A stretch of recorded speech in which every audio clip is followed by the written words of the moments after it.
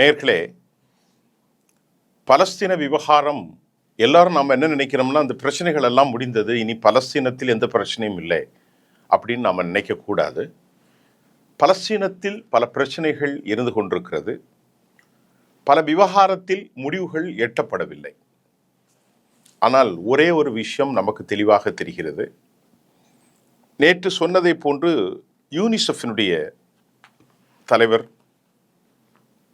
UNRW, ஐநாவுடைய எல்லா அமைப்புகளுமே Israel இனி ஒரு அக்ரஷனை மேற்கொள்ள நாங்கள் உலகம் அனுமதிக்கப் போவதில்லை என்ற கருத்தையும் நேற்று வைத்ததை சொன்னேன். ஏராளமான மால் நியூட்ரிஷன், சத்து குறைவால் பாதிக்கப்பட்ட பிள்ளைகளுக்கான நல விஷயங்களை UNRW முன்னெடுக்கப் போகிறது.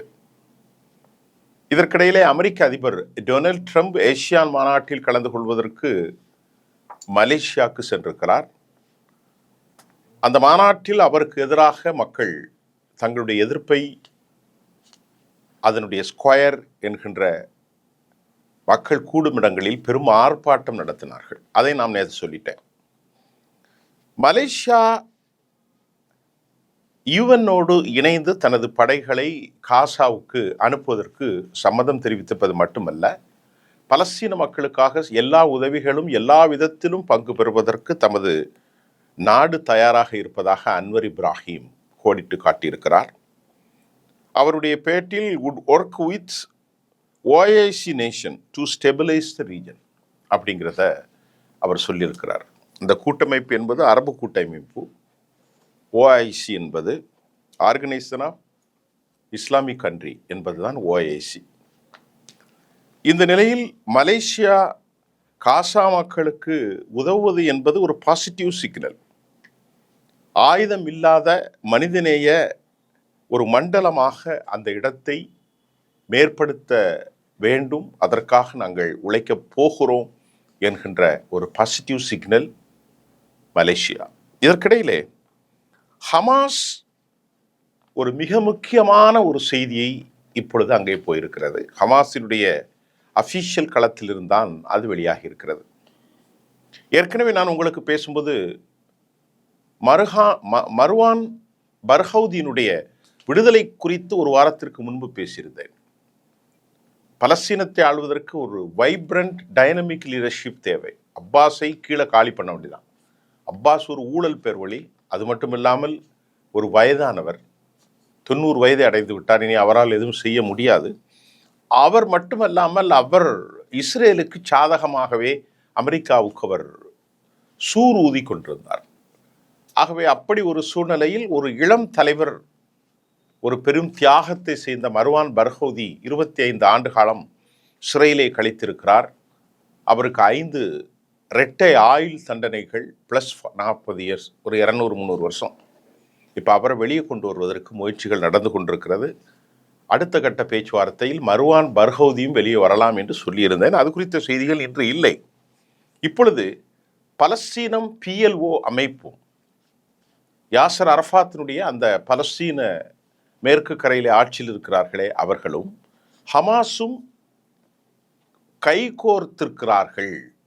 ஒரு கன்சென்சஸ், ஒருமித்த அந்த கருத்து எடுக்கப்பட்டு அவர்கள் இப்பொழுது இணைவது இஸ்ரேலுக்கு வயிற்றில் புலியை கரைத்திருக்கிறது.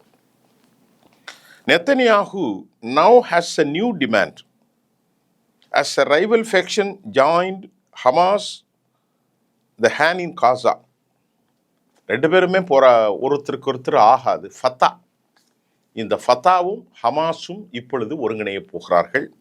பெஞ்சமின் நெத்தனியாஹு இந்த ஃபத்தா ஹமாஸ் ஒருங்கிணைக்கும் நிலையில் இனி அவர்களை யாரும் நெருங்கிவிட முடியாது என்கின்ற பலமான ஒரு சக்தியாக மாறப்போகிறார்கள்.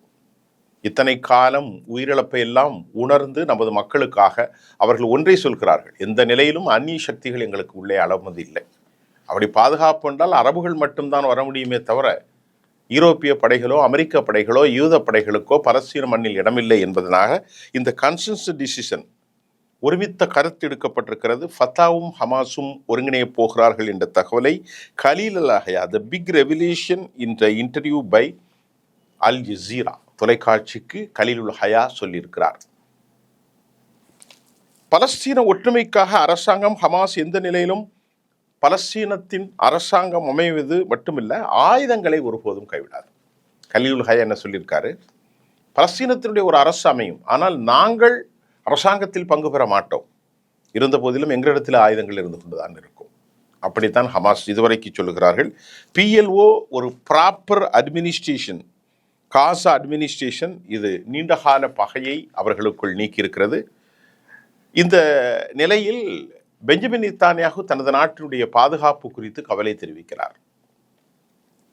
எந்த நிலையிலும் நாங்கள் தெளிவாக ஒரு ரிகார்டிங் இன்டர்நேஷனல் ஃபோர்ஸஸ், அதை நாங்கள் தெளிவாக முடிவு செய்திருக்கிறோம்.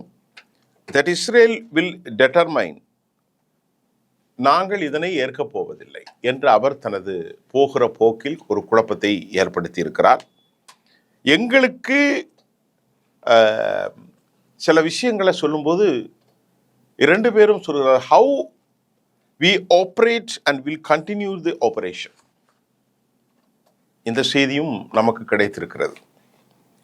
ட்ரம்புடைய அட்மினிஸ்ட்ரேஷன் அரபுகளுடைய அழுத்தத்தை ஏற்றுக்கொண்டு நெத்தன்யாகுவை இப்பொழுது அவர் சரியாக இல்ட்ரீட் பண்ணுகிறாரா என்கின்ற ஒரு மனோநிலை யூதர்களுக்கு உருவாகி இருக்கிறது.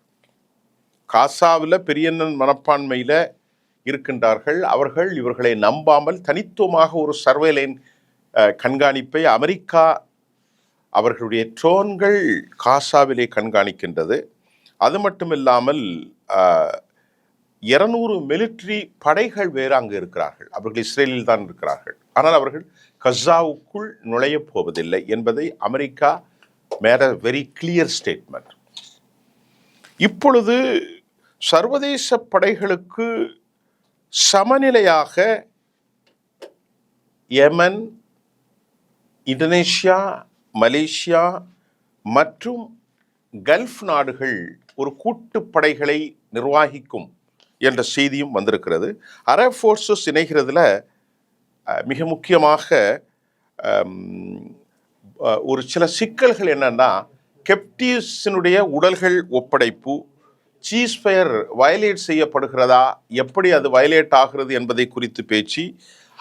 IDF revoke the fully IDF soldiers from Gaza, அதை அவர்கள் வாபஸ் செய்ய வேண்டும். இந்த பிரச்சனைகளை குறித்து சரி செய்த பிறகுதான் மற்ற பணிகள் தொடரப்போகிறது. அப்படி என்றால் நீங்கள் நினைத்துக் கொள்ளுங்கள், இந்த பிரச்சனைகள் இன்னும் முடிவுக்கு வரவில்லை. பட் ஆனால் ஒரு ஸ்பெகுலேஷன் போவதாகவும் நேற்று செய்தி வந்தது.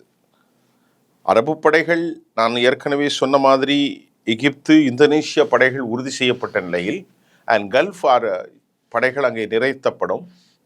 அவர்கள் கண்காணிப்பார்கள். ஆயுதம் இல்லாத நிலைக்கு தாங்கள் எப்போதும் தயார் இல்லை. 2 கூட்டுப்படைகளும் இழந்து இன்டர்நேஷனல் ஆத்தரைசேஷன் அடிப்படையில் PLO பங்கு பெறும் என்ற ஒரு செய்தி. அந்த செய்தியின் தொடர்ச்சியாக Pakistan, Azerbaijan, Turkey, Indonesia, Malaysia said could be deployed in a Gaza, அரபு நேஷன் படைகள் வருகிறார்கள் என்ற செய்தி. It has been speculation is going on. இது ஒரு என்ன சொல்றது, ஒரு ஸ்பெகுலேஷன் என்றால் இது ஒரு யூகமான ஒரு கருத்து. அசர்பைசான் படைகள், பாகிஸ்தான் படைகள், இந்த செய்தியும் வந்திருக்கு. உடனடியாக அங்கே ஒர்க் என்னவென்றால், the reconstruction work must be start, கண்டிப்பாக அதனை தொடங்க வேண்டும் என்பதையும் அங்கிருந்து குரல்கள் வந்திருக்கிறது. இதில் குறிப்பாக ஒரு இருவரும் இணைந்து, PLOவும் ஹமாஸும் இணைந்து ஒரு தேர்தல் மூலம் அல்லது ஒரு ஒருமித்த கருத்தின் அடிப்படையில் ஒரு அரசாங்கத்தை அங்கே அவர்கள் தெளிவாக ஏற்படுத்த போகிறார்கள். இதில் பலஸ்தீனர்கள் மட்டுமே ஆட்சியில் இருப்பார்கள். இதில் ரொம்ப கவனிக்க வேண்டியது, ஹமாஸ் உறுப்பினர்கள் யாரும் உள்ள வர முடியாது. PLO யார் வேணாலும் வரலாம், ஃபத்தா வரலாம். ஆனால் அது தேர்தல் மூலம்தான் வரணும் என்று இல்லை, ஒரு ஒருமித்த கருத்திலும் இது நடத்தலாம் என்ற கலீலுல் ஹயா உடைய கருத்து வரவேற்கத்தக்கது. நியூயார்க் டைம்ஸ் ஒரு செய்தியை வெளியிட்டிருக்கிறது. அமெரிக்கா ஓன் சர்வைலைன் ட்ரோன்களை அனுப்பியிருக்கிறது.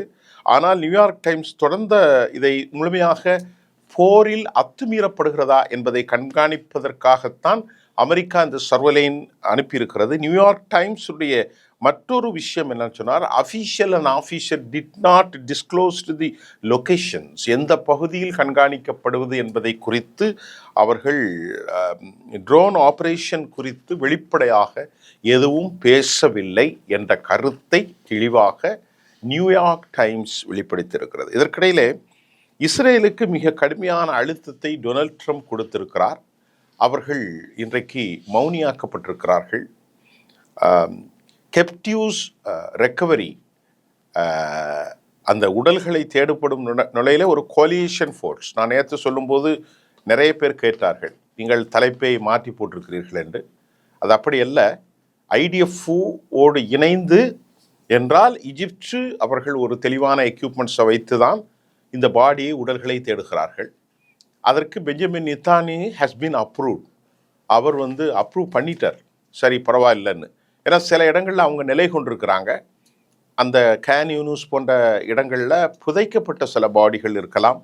இதனால் போர் நடக்கின்ற போது இவர்கள் ஓரிடத்தில் நிலை கொண்டிருக்க முடியாது. பல இடத்திற்கும் பங்கருக்குள், அதாவது டெனாலுக்குள் மூவ் ஆகி இருக்கலாம், அதில் இறந்திருக்கலாம். எந்த இடத்தில் இன்றைக்கு இந்த பக்கத்தில் இறந்திருக்கலாம், நாளை ஒரு 50 கிலோமீட்டர் தள்ளி கூட இறந்திருக்கலாம். இப்போ எங்கெங்கெல்லாம் அவர்கள் புதைத்தார்கள் உடலை என்பதை அந்த இடத்தில் ஐடிஎஃப் தற்போது நிலை கொண்டிருப்பதால் அங்கே ஹமாஸ் உள்ளே நுழைகிறது அவர்களுடைய சீருடையோடு. நல்லா கவனிங்க, ஹமாஸ் தங்களுடைய சீருடையோடு அங்கே நுழைகிறார்கள். இதில் மீடியேட்டர் எகிப்து இருக்கிறார்கள். அப்போ ஐடிஎஃப் ஒரு களத்தில், ஹமாஸ் தன் சீருடையோடு ஐடிஎஃப்பின் முன்னால் தைரியமாக நிற்கிறது. இது ஒரு என்ன சொல்கிறது, ஒரு ஹியூமிலியேஷன். யாருக்கு? ஐடிஎஃப்க்கு. யாரை கொல்ல வேண்டும், யாரை காரி செய்ய வேண்டும் என்றார்களோ அவனோடு சமாதானம் பேசி அவன் முன்னால் நிற்கின்ற ஒரு காட்சியை தான் இன்றைக்கு உலகம் கண்டு கொண்டிருக்கிறது. அக்டோபர் 26 நெத்தனியாகுடைய திட்டம் இதன் மூலம் நசுக்கப்பட்டிருக்கிறது. Always setback. இப்போ அக்டோபர் 26 நேற்று முன்தினம் கலீலுல் ஹயா தனது தெளிவான ஒரு விவகாரத்தை அவர் பேட்டி கொடுத்ததை டைம்ஸ் ஆஃப் இஸ்ரேல் அவர் அக்ரஷன் என்ற தலைப்பிலே சில செய்திகளை வெளியிட்டிருக்கிறார்கள். இஸ்ரேல் செய்தி வெளியிட்ட நிலையில் இந்த போர் நிறுத்தம் குறித்து ஒட்டுமொத்த இஸ்ரேலும் ஆக்கிரமிப்பு என்று சொல்வதையும் அவர்கள் டைம்ஸ் ஆஃப் இஸ்ரேல் சுட்டி காட்டுகிறது. நீ என்னதான் இருந்தாலும் நீ ஒரு ஆக்கிரமிப்பாளன். யூத நாடு சியோனிச தத்துவம் முனைத்தும் எங்களுடைய நிலப்பகுதியை தான் நீங்கள் எடுத்துக்கொண்டீர்கள். நீங்களெல்லாம் நாங்கள் ஒரு ஆக்கிரமிப்பாளர்கள் என்று தான் இன்றைக்கும் உலகம் முழுவதும் செட்டிலர்ஸ் என்று தான் சொல்கிறார்கள். அவங்க occupied the territory, it's belongs to the Palestinian people. இது அவர்களுடையது, அவர்கள் நிலம், அவர்களுடைய உடைமை, அவர்களுடைய ப்ராப்பர்ட்டி.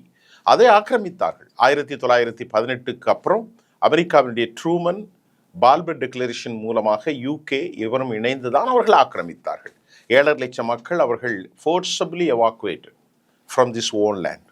அவர்கள் பலர் கூட்டார்கள். அதைத்தான் இன்றைக்கு அவர்கள் சொல்லுகிறார்கள். இதை டைம்ஸ் ஆஃப் இஸ்ரேல் சுட்டி காட்டுகிறார்கள். ஆண்டவருடைய நிலம் என்றால் அதற்கு முன்பு ஆண்டவர் உங்களுக்கு வாக்களிக்கப்பட்ட ப்ராமிஸ்ட் லேண்ட், அதற்கு முன்பு இந்த மக்கள் இருந்தாலே, அப்பொழுது ஆண்டவர் இல்லாமல் யார் இவர்களை கொண்டு வைத்தார்? சாத்தான்கள் கொண்டு வைத்தார்களா என்ற கேள்வி வரும். நீங்களே அங்கிருந்து வெளியிருந்தான் வந்தீர்கள். உங்களுடைய கருத்தின் அடிப்படையில், பிப்லிக்கல் நாம்ஸ் அடிப்படையில், நம்பிக்கையின் அடிப்படையில் நாம் என்ன சொல்கிறோம்? ஃபாரோன் மன்னரத்திலிருந்து கானான் தேசம் கொடுக்கப்பட்டது. அப்பொழுதுனால நீங்களே வெளியிலிருந்து தான் இங்கே வருகிறீர்கள். இது 4000 வருஷம் 3000 வருஷம். அதற்கு முன்பு இங்கு ஒரு சமூகம் இருந்தது. அதுதான் இந்த பெலிஸ்தியர்கள் என்று சொல்லிய பலஸ்தீனர்கள். அப்பொழுது முஸ்லீம்கள் எல்லாம் கிடையாது. அதற்கு பின்புதான் ஜீசஸ் கிரைஸ்டனுடைய வருகை, அதற்கு பின்புதான் இஸ்லாம், முகமது நபி, அதற்கு பின்புதான் இவர்களுடைய பரவலாக்கம். இது ஒரு 1000 வருஷத்திற்குள், 1200 300 400 வருஷத்திற்குள், 500 400 300 வருஷத்திற்குள் நடந்திருக்கிறார். நபிகள் நாயகத்திற்கு பிறகுதான் ஹசரத் உமருடைய அந்த படையெடுப்பின் மூலம்தான் இது நடந்தது. இந்த செய்தியும் நமக்கு வந்திருக்கிறது. ஆகவே பாலஸ்தீன நிர்வாகம் பாலஸ்தீன அட்மினிஸ்ட்ரேஷத்தில் ஒப்படைக்கப்படுவதையும் இஸ்ரேல் டைம் சுட்டி காட்டுகிறது. டிஸ்ஸாம் என்ற விவகாரத்தை இஸ்ரேல் டைம் சுட்டி காட்டுகிறது. அதில் அவர்கள் என்ன வைக்கிறார்கள் என்றால், ஆயுதங்களை மௌனிப்பு குறித்து எந்த ஒரு கருத்தையும் சொல்ல மறுப்பதாக தனது கருத்தை இஸ்ரேல் டைம்ஸ் வைத்திருக்கிறது. கலீலுல் ஹயா அது குறித்து நாம் அடுத்த ஒரு பேச்சுவார்த்தை நடத்த வேண்டும் என்று ஹமாஸ் கூறிவிட்டது. எந்த நிலையில் யாரை செய்வதற்கு, யாரை அழிப்பதற்கு அவருடைய பிள்ளையை செய்தார்களோ அந்த கலீலுல் ஹயா தான் இன்னைக்கு ஹீரோ. அவர் தான் இப்பொழுது அஃபிஷியல் ஸ்போக்ஸ் பர்சனாக இருக்கிறார். அபு உபைதா இன்றைக்கு இல்லை என்பது பலருக்கு பல சங்கடங்களை ஏற்படுத்தும். அவர் விட்டார். இஸ்மாயில் ஹானி கொல்லப்பட்டிருக்கிறார். எஹியா சாரி கொல்லப்பட்டிருக்கிறார். தைப் விட்டார். எஹியா சின்வார் அமரி முகமது சின்வாரும் விட்டார். ஆக இப்படிப்பட்ட நிலையில் இன்னைக்கு கலீலுல் ஹயா மைரிலவில், அதாவது ஒரு துளியிலே அவர் தப்பினார். இன்றைக்கு அவர்தான் உலக அளவிலே ஹமாஸின் குரலாக பேசிக் கொண்டிருக்கிறார். ஆகவே இன்றைய செய்தியின் நிறைவு கருத்து, எந்த கலீலுல் ஹயாவை இவர்கள் காலி செய்வதற்கு நிறுத்தினாரோ அவர் இன்றைக்கு நம்பகத்தன்மையோடு ஒரு பேச்சாளனாக உருவாகி இருக்கிறார். இரண்டாவது, PLO ஃபத்தாவும் ஹமாஸும் ஒன்றிணைந்து பேச்சுவார்த்தை ஈஜிப்டில் நடந்தது. இது ஒரு பாசிட்டிவ் சிக்னல் வந்திருக்கிறது. அரபுகளும் பலஸ்தீனியர்கள் மட்டுமே இந்த தேசத்தை ஆள முடியுமே தவிர அந்நியர்களுக்கு இங்கு இடமில்லை. ஆகவே அவர்கள் ஒரு கன்சென்சஸ் டிசிஷன் வில் டேக், ஒரு ஒருமித்த கருத்தில் ஒரு அரசை உருவாக்கலாம். அதற்கான பேச்சுவார்த்தை போய் கொண்டிருக்கிறது. சர்வதேச அரபு படைகள், இஸ்லாமிக் கூட்டமைப்பு படைகள் வரப்போகிறது. அசர்பைசான், பாகிஸ்தான் வரப்போவதாக டிப்ளாய்டு ஒரு speculation is going on. Malaysia தன்னால் முடிந்த உதவிகளை செய்ய போகிறார்கள். அரபு கோலியேஷனில் எஜிப்டும் இந்தோனேஷியாவும் உறுதி செய்யப்பட்டிருக்கிறது. துருக்கி வருவார்களா என்பது அடுத்தடுத்த காலங்களில் உறுதி செய்யப்படும். இன்றைக்கு ஒரு அமைதி மண்டலமாக இருக்கிறது. கன்ஸ்ட்ரக்ஷன் வேகமாக ஆரம்பிக்க வேண்டும். JCP மூலமாக இடங்கள் அப்புறப்படுத்தப்படுகிறது. ஏனால் குளிர்காலம் நெருங்கப் போகிறது. இப்படி ஒரு செய்தி போய் கொண்டிருக்கிறது. ஒரு வைப்ரண்ட்டாக பலஸ்தீனத்தை இனி யாரும் தொட முடியாது என்கின்ற ஒரு களச்சூழல் உருவாகி இருக்கிறது என்பதுதான் இன்றைய செய்தியாக நாம் அறிந்து கொள்ள முடிகின்றது. நன்றி.